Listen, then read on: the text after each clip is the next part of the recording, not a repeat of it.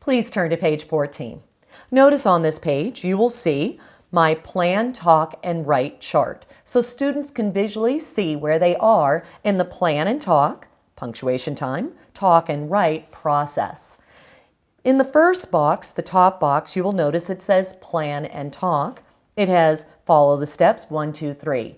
That is because students will be following the steps in the stages of writing. Whether it's for narrative, informative, explanatory, or opinion writing, they will follow those stages of writing lessons.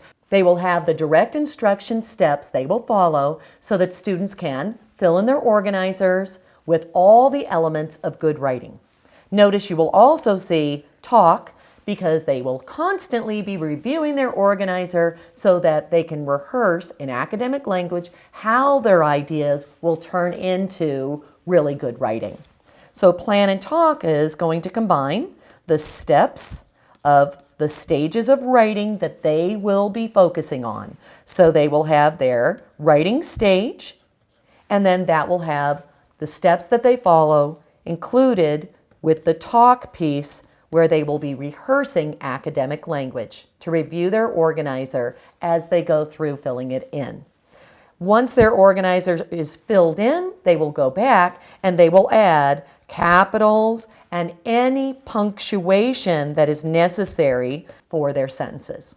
Finally, students will be orally rehearsing their paper and writing it out. So we are not planning and talking, and then once we have the organizer filled in and we've orally rehearsed it, we're not going to go to writing and stop the talking piece.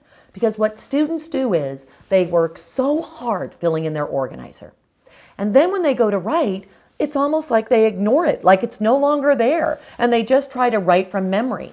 The talking piece will keep them connected to their organizer, and when they rehearse their organizer as they write, what will happen is they will constantly reread what they've written, reread their organizer, and then as they talk, they will be writing as they talk, so to continue that fluency. It's critical that you continue with the talk and write so that as they write, they actually are going to connect the organizer to the actual written piece of writing. On page 15, what you will see here is every time I introduce any stage of writing, I will begin with what every direct instruction lesson should have to specifically identify your objective, what you will be learning in this lesson or lessons to follow.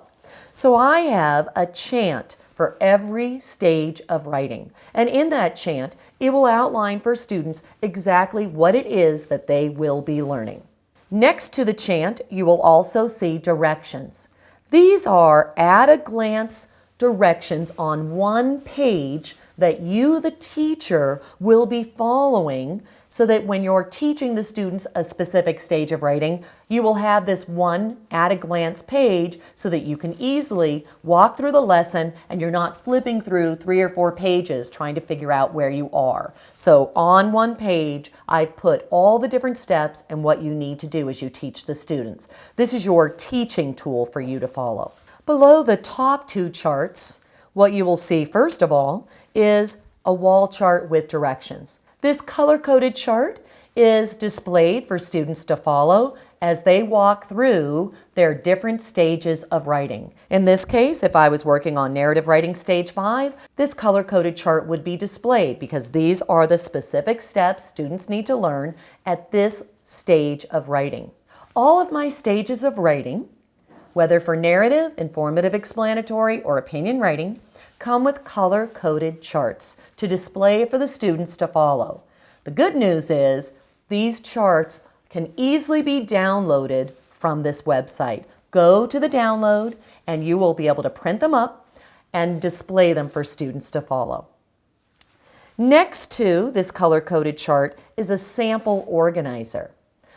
As students follow these steps, this is typically what a student organizer would look like, which would include the organization and ideas necessary to write a stage 5 narrative, as well as all of the good traits of writing. Sentences will be developed on this organizer, punctuation, all the different grammar elements where you're going to expand sentences, and you're also going to look at style and voice integrated into this organizer.